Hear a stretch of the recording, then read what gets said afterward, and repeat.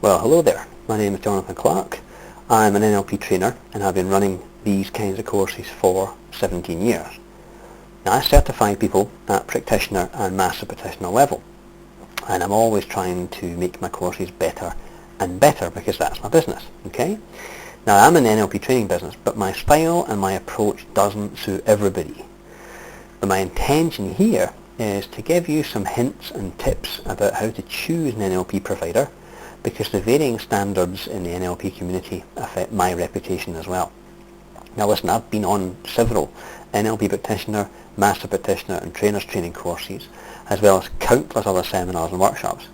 I've invested tens of thousands of pounds in training, and I've been in all kinds of seminars, from the really awful to totally mind-blowing. Now maybe you know somebody who's done an NLP training and you've noticed how much they've changed. Possibly you've read an NLP book and you like what you've seen so far. There's a whole bunch of things I think you need to know about before you spend a whole lot of time, money and energy. And think about it, you'll probably only ever do one NLP practitioner course in your lifetime, so it'd be a good idea if you got it right.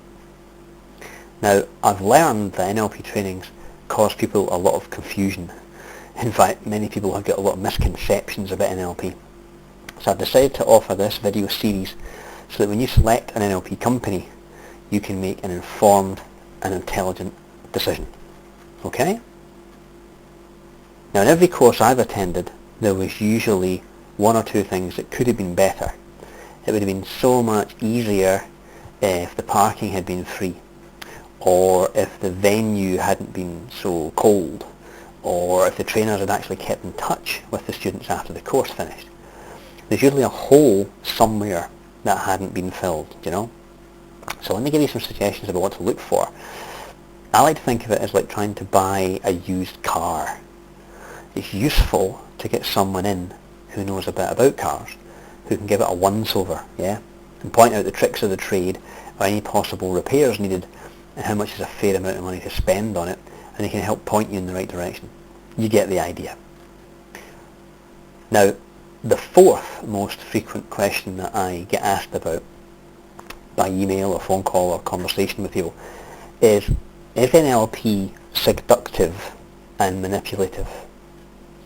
To which I usually say, well, what about wearing perfume or buying designer clothes to make you look good? What about wearing makeup, which isn't the real face? You know, if you want to be genuine and honest, show up without any makeup on.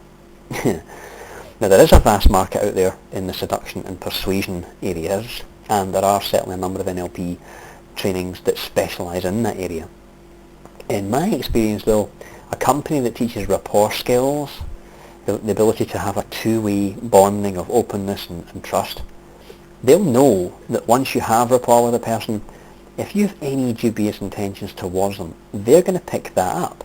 And if they have any dodgy intentions towards you, you're going to detect that up front as well. Now, generally, anybody who voices a concern about seduction or manipulation is actually concerned that they are going to be seduced or manipulated, and that's that person's issue.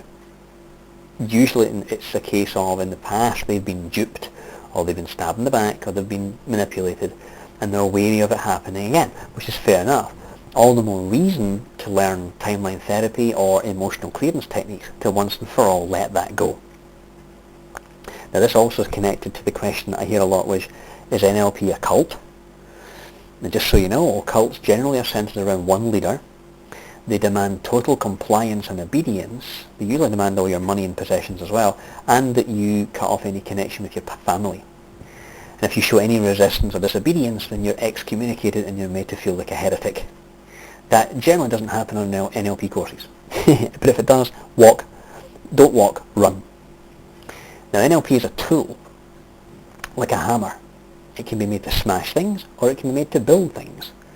The hammer itself has absolutely no ethics, only the person who wields it. So to sum up, what I would say is NLP has never done anyone any harm, or anyone any good. It all comes from the people who use it. Now, if you want to see the rest of the most frequently asked NLP questions, as well as the top 10 questions that you should be asking about NLP, go to www thenlpcourse.com and type in your name and email. You can also download a 36-page free guide on how to choose the right NLP training company for you, because one small decision can lead to a lot of success and happiness long term. So thanks for watching, and I hope our timelines cross again.